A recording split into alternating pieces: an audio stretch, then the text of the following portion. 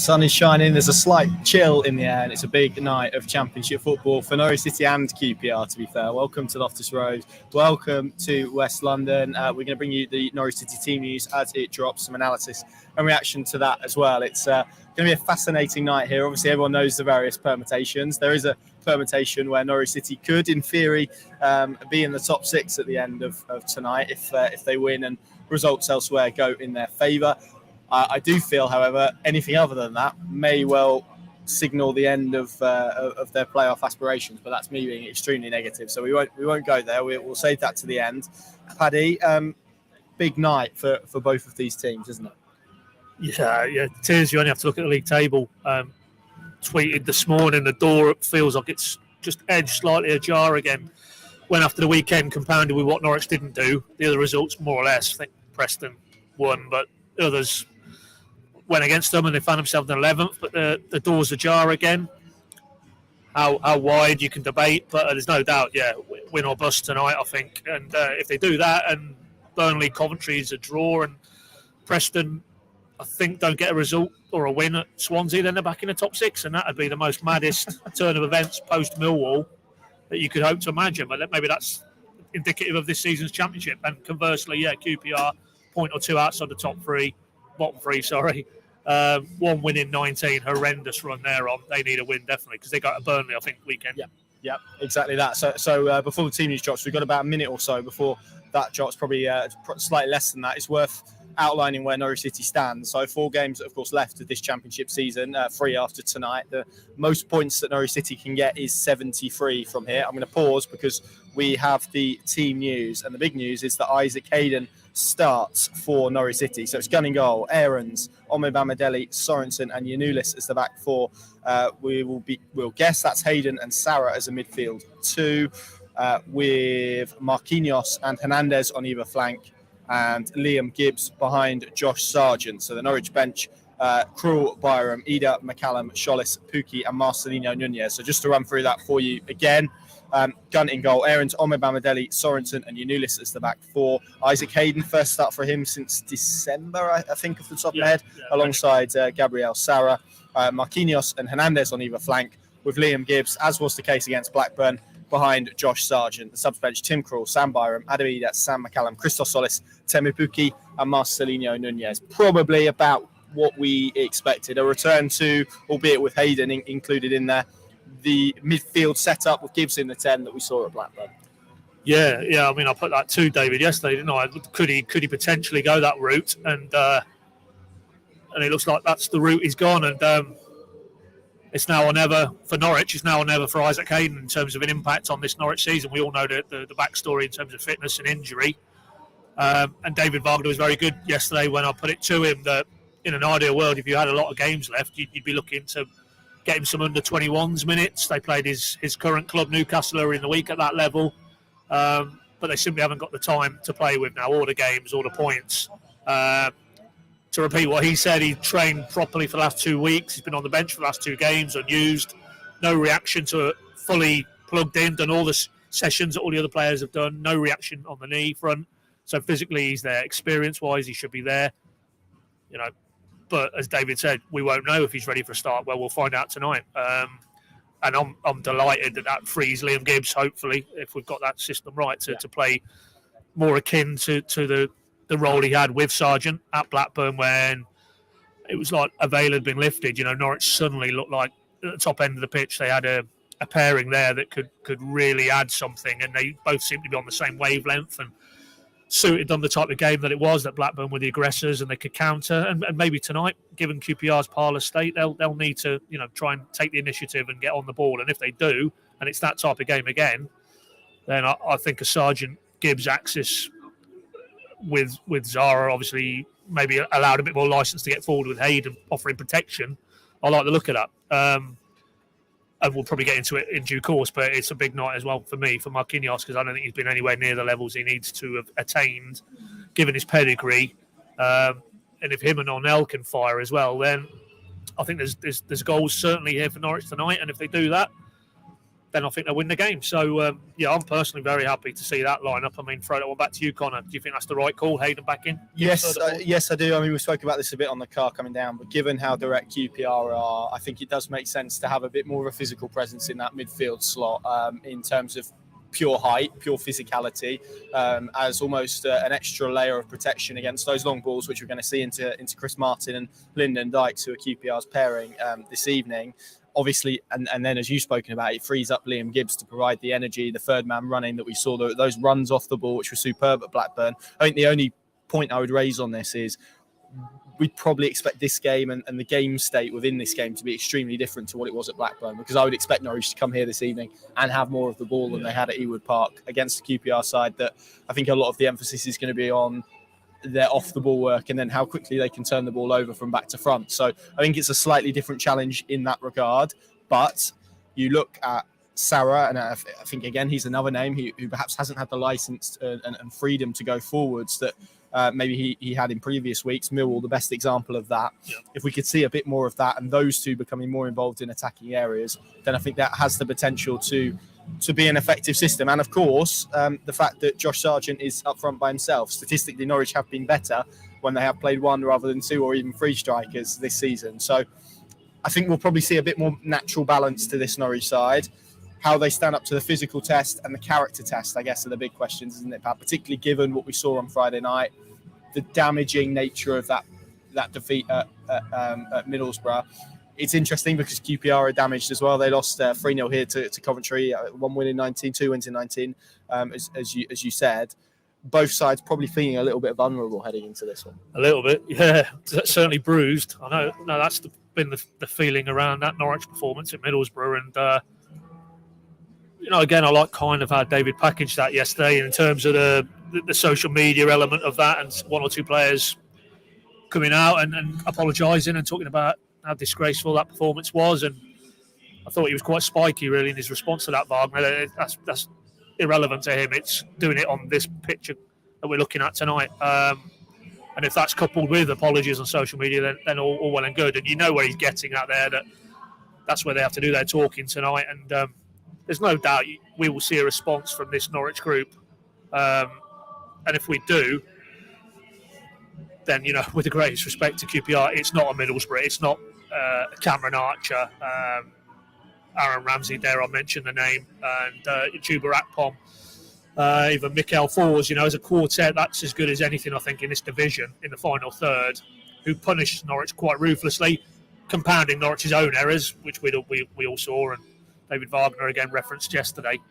I don't think this QPR team is anywhere near that. So I think if you get a better level of individual and collective performance from Norwich, coupled with inferior opposition, then for me that should end in a win tonight, and it has to, because as we know, we can all see the league table, depending on how results go elsewhere tonight, but it could be sixth. And then if you're in sixth, I know there's one or two have a game in hand maybe on Norwich, but if you can get into that top six you'd rather have the points in the games all day long, the mental side of that, to just then you're the team to catch. Then I'm sure Norwich would love to be in that position going down the stretch, but tonight it needs to happen, doesn't it? It needs to come together as it did at Blackburn on Good Friday. I think it was a kind of sense that day when the team news dropped at Ewood Park with Gibbs in the 10 and Pookie relegated, Sargent up top, that Wagner's maybe grasped the nettle, and those players went out and performed that day, and they were excellent that day.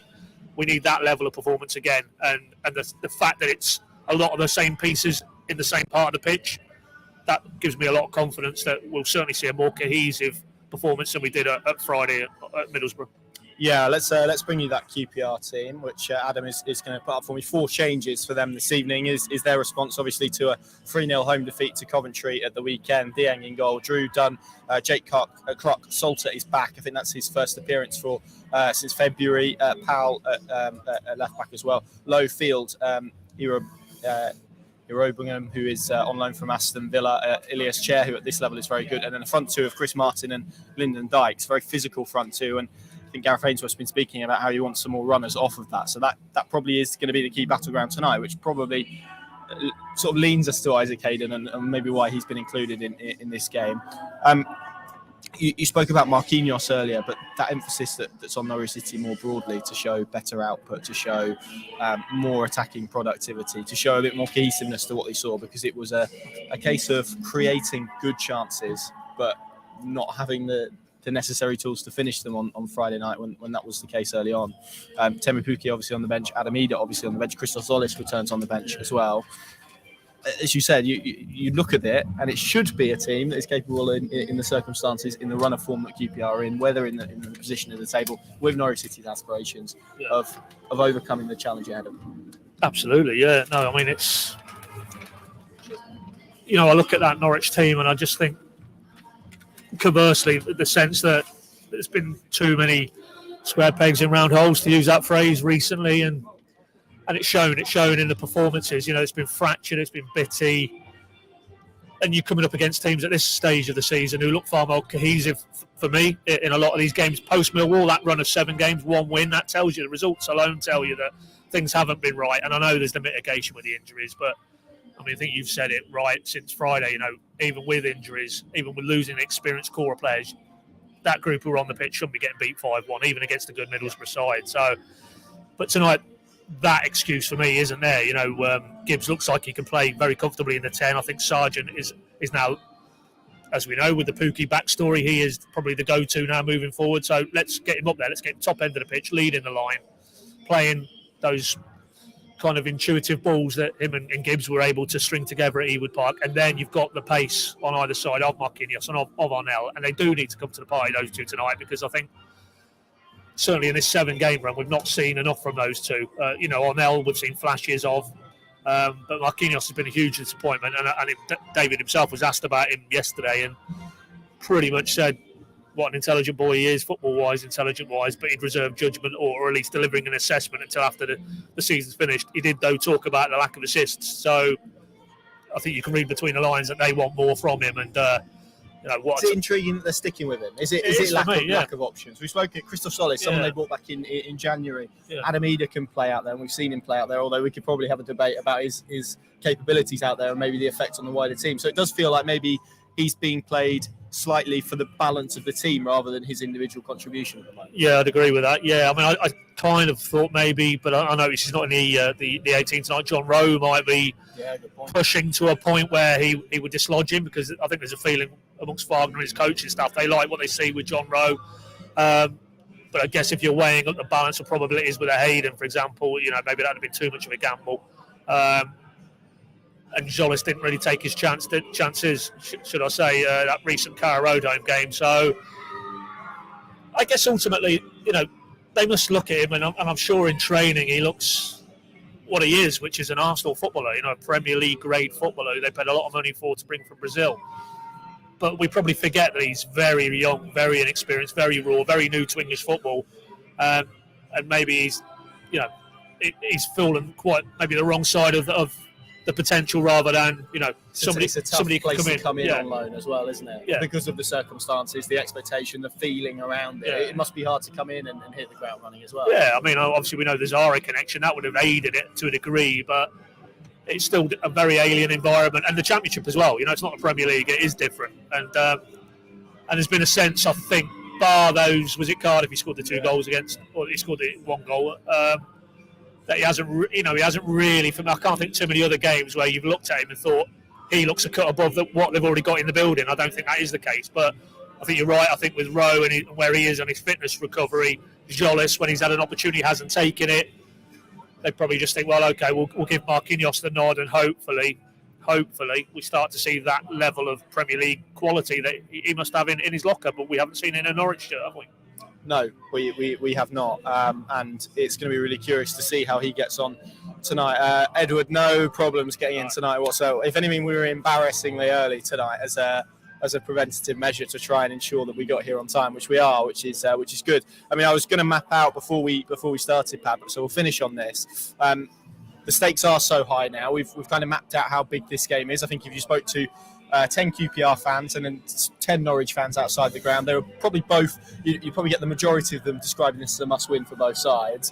QPR obviously in a dire run of form, but also looking over their shoulder. I mean, that possibility of relegation to League One is looming large at the moment, and I think they probably would have sensed it in here after that defeat to Coventry on Saturday. Norwich, of course, very different aspirations of their own. We will, of course, zone in on Norwich, but the maximum they can now get is 73 points if they win their remaining 4 games, which I think if you get 73 points and you don't get in the playoffs, I think you hold your hands up and say, well, fair enough. We've given, it would, in Norwich's case, be giving it their all.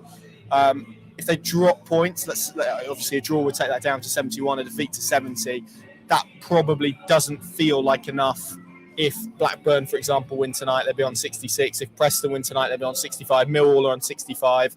You'd probably back at least 2 of those teams to get 2 wins in their remaining 3 or 4. Some obviously have games in hand, like West Brom, for instance. So that is the magnitude of where Norwich City are at the moment. If 4 games left, it does feel like they need to win all 4. They've only won 4 games on the spin once this season, and that was in August under Dean Smith. So it feels like a big ask at the moment based on what we've seen, based on the 1 win in 7. But I think there will be some who look at the fixture list, starting here at QPR, which is never a good way of reading it, and thinking that there's a possibility of an outside chance here, particularly if they can win tonight. It's there for them. There is a path, but it's very hard for me to feel that they will. I was trying to be positive there. I know. That's ultimately it's our job, isn't it? But your job. But, balance.